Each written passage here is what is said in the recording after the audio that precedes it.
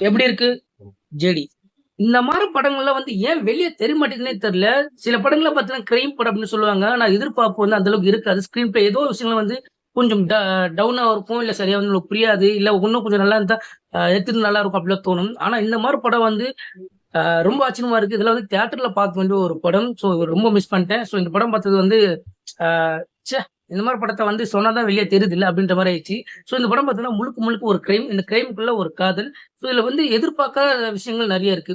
அதுல முக்கியமான விஷயம் பார்த்தீங்கன்னா, நீங்க என்னதான் யோசிச்சு வச்சாலும், கிளைமாக்ஸ்ல வில்லன் யாரு அப்படின்றது உங்களால வந்து கெஸ் பண்ணவே முடியாது. நீங்க எதிர்பார்க்காத விஷயம் தான் அங்க இருக்கும். அதிலும் புதுசா வேற எடுத்திருக்காங்க. எனக்கு ரொம்பவே புடிச்சிருந்தது. அதிலும் கிளைமாக்ஸ் வேற லெவல். அதுலயும் முக்கியமா வந்து நான் சொல்றேன். பெருசா ஒரு பெரிய ஆக்டரோ, இல்ல பெரிய பிஜிஎம் போட்டு அதெல்லாம் இருந்தா மட்டும் தான் வந்து ரீச் ஆயிருக்கும்னு நெனைக்கிறேன். ஏன்னா, இதுல பார்த்தீங்கன்னா, நார்மலான இவங்க நடிக்க வச்சிருந்தாலும், படம் வேற மாரி இருந்தது. கிளைமாக்ஸ்ல வந்து எதிர்பார்க்காத விஷயங்கள் நெறையவே கலக்குது.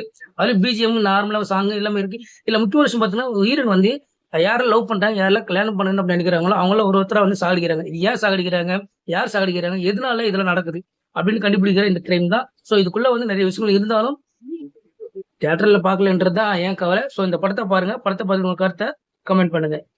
கண்டிப்பா சொல்றேன். இந்த படத்த பார்த்துட்டு நீங்களே வந்து மெசேஜ் பண்ணுவீங்க. இந்த மாரி ஒரு படத்த அடுத்த ஒரு வீடியோ போடுங்க பை.